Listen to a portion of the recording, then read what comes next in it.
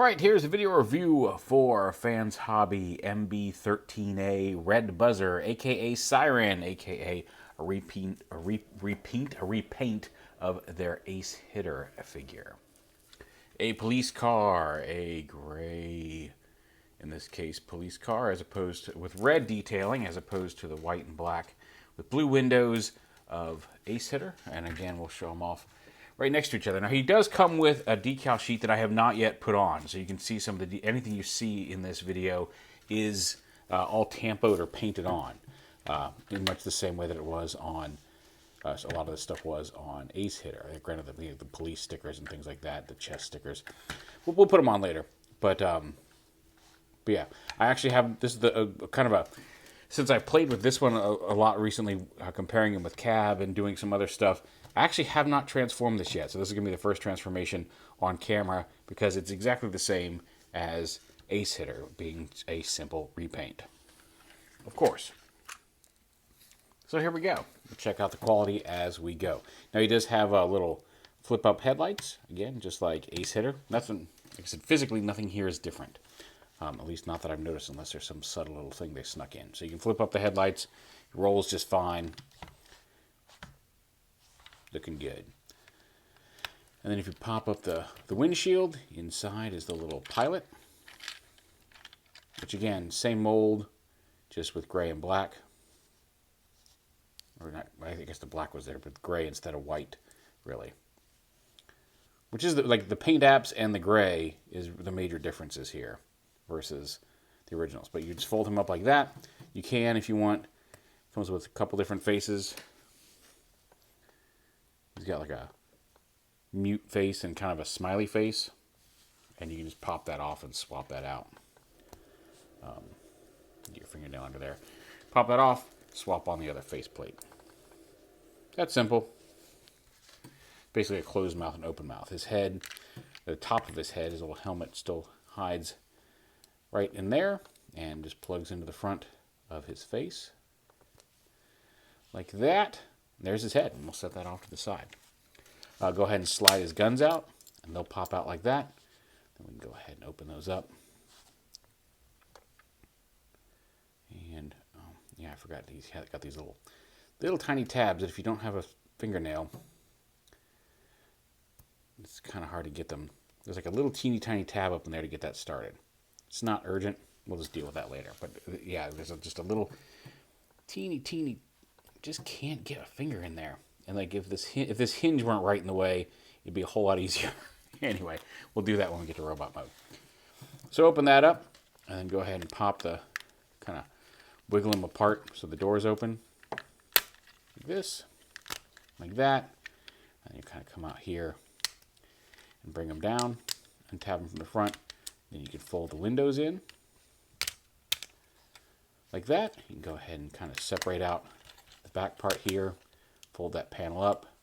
I'll lift the whole windscreen assembly up, and then this will rotate around on this hinge.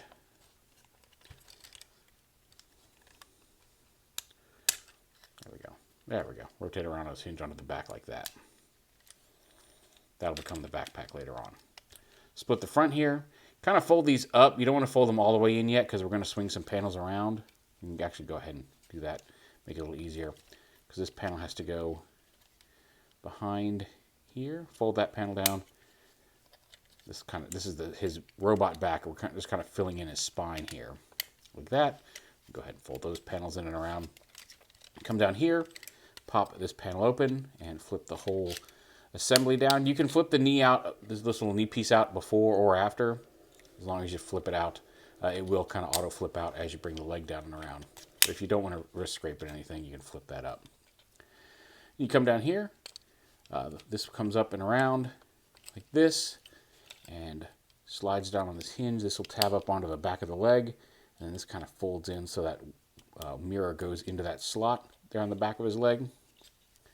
Then the foot lifts up and up and down like that. This is actually his heel piece, apparently. I got called out for doing this wrong. So this little rotating piece is the toe, not the heel.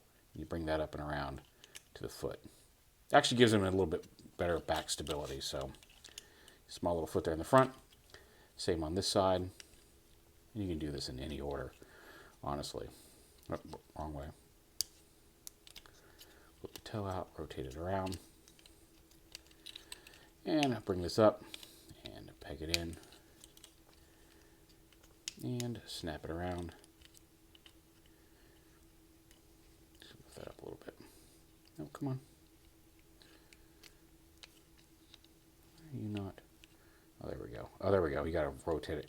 You got to slide this down because there's a tab here, so this will fold all the way in properly. Stand them up like that, and then we'll come up here to the top a little bit. And the arms come down to the sides. You can go ahead and flip these little panels out to the side here. The canopy collapses onto his back. Bring the arms down. And peg the arms from here. You want the hinge to go on the back. And then this whole thing kind of rotates out and around the arm. And fold this panel in right here. It's going to form a shoulder guard like that. Bring his fist down. Extend the arm. Rotate it so the elbow faces forward. And open up his hand. Same on this side. Bring the hand out. Rotate it down. Fold that panel in. Fold this down and around. Bring his hand around to the front. And there's his body with no head. You can open up this. Tech specs pop up. I wonder if they're different. We'll find out. And then plug his head in. Just like that. And then here he is with Ace Hitter. Again, no stickers added here, but there's not a whole lot of... There's some waist stickers, and I guess there's the little tech spec sticker. There's not a whole lot of stickers that change... drastically change the appearance. It looks like he has roughly the same tech specs. But you can see he does come with the little colored tech spec decoder slot thing. But yeah, there's the two of them together side by side. And it really is like the Tampo and the dark gray. Because the blue may be slightly different, but I feel like the blue's a pretty even match. It's mostly just it looks a little different because of the surrounding colors. But maybe I'm wrong on that. I'm gonna get a little flippery gibbet out here so we can flip these posts down on the gun.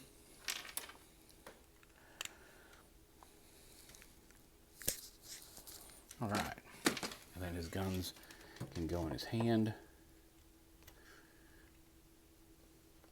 I wonder if he'll hold them more securely. That does not appear to be.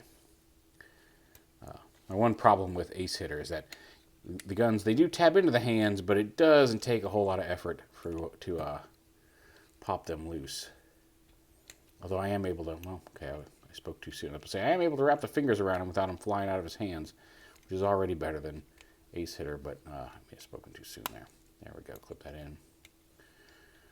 Actually, no, he actually does seem to hold the guns a little better. I don't know if that's a physical improvement that they actually did on the mold, or if it's just a matter of, variance between the two versions of the figure I got. Because Ace Hitter does kind of hold his guns semi-decently, but if you start to move his hands around like I was just doing with him, they like to slide out of those little slots.